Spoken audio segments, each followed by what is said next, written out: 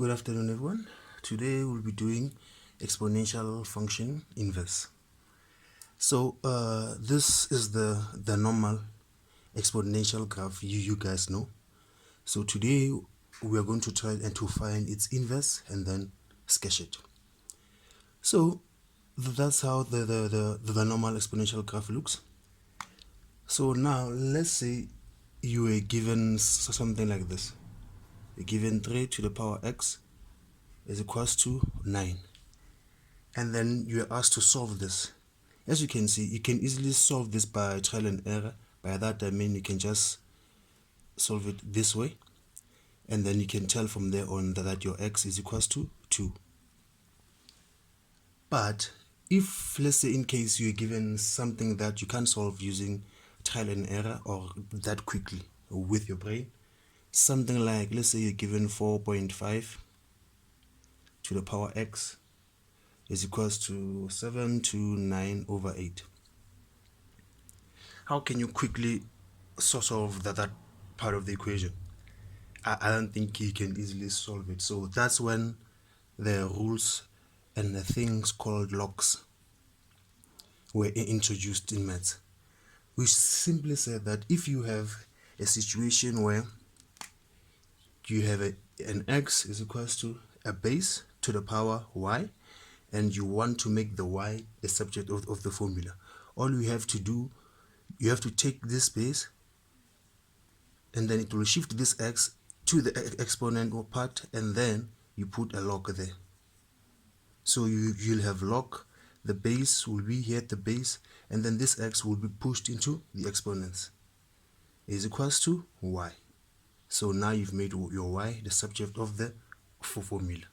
That's why logs were introduced. So what do you have here? You have a situation where your exponent, which is your y, which is now the subject of the formula, can be written as a log and then a base, and then here it will be the value of the other variable. So now let's apply this rule in a more practical question. So let's say you are given k of x is equals to 3 to the power x, and then you are told to find the inverse. To find the inverse of k of x. So how would you do that? You know that this one, you can easily write it as y is equals to 3 to the power x, and then from there or to find your inverse, you have to swap your y and your x. So your x will come here, and then it will be 3 to the power y, and then from here on is when you apply the log rule. So this 3 will be your base, this x will now be your exponent, so your y will be log 3 all to the x. That's how you apply the rule. And then we can also take another example. Let's say you want to find the inverse of let's say s of x, and then s of x is 2 to the power x. So obviously you can write this as y is equals to 2 to the x. You swap your variables, and then you get that your y will be log 2 to the power x, and then this will be your inverse of s of x.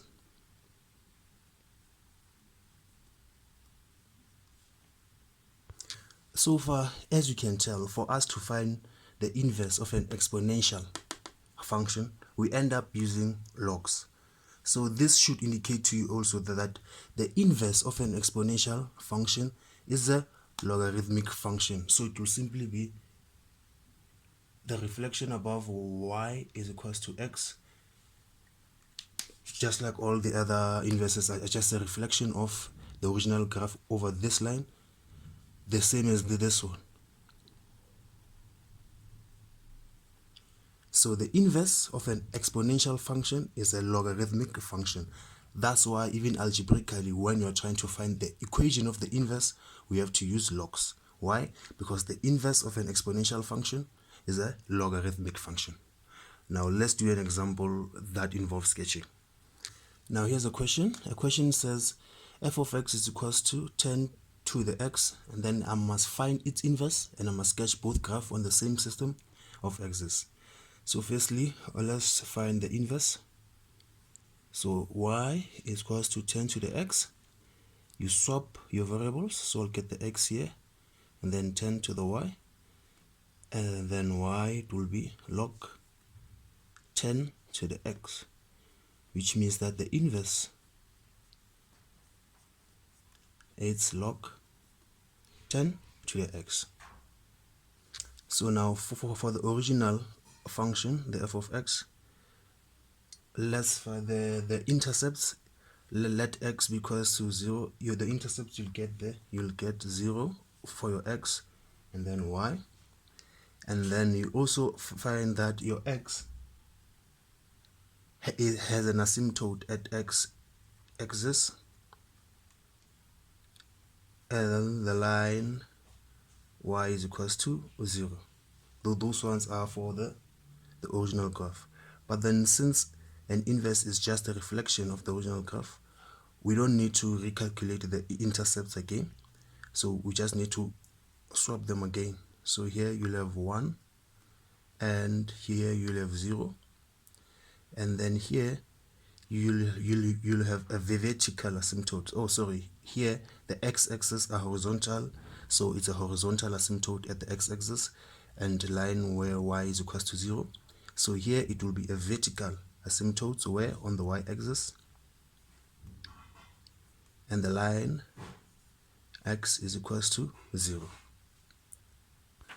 So now we can start plotting our graphs. So I'll start with the original f of x at 0 and 1, which is here,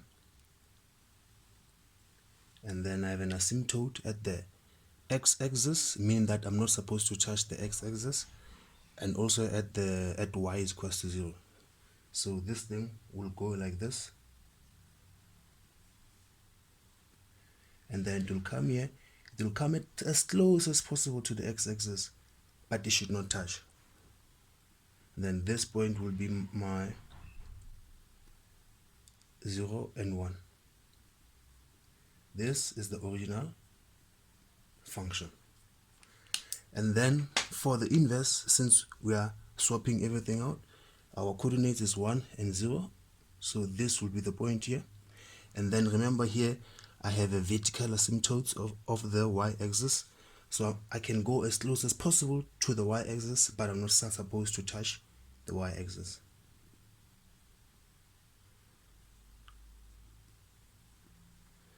And then here I have my 1 and 0 point. Then this will be the inverse.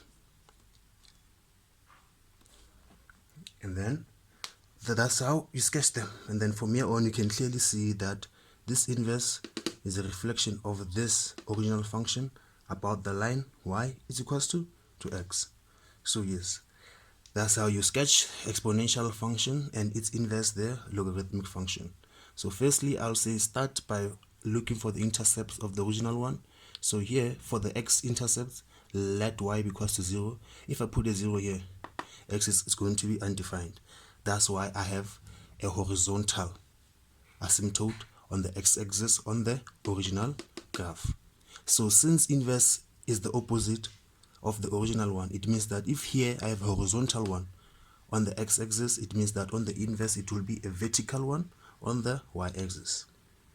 So all you have to do is to just find the information for the original one and then swap it around. Swap the asymptotes, swap the coordinates from your x and your y. And then you will know how to draw these functions and graphs easily together with their inverse. So I'll end here for today.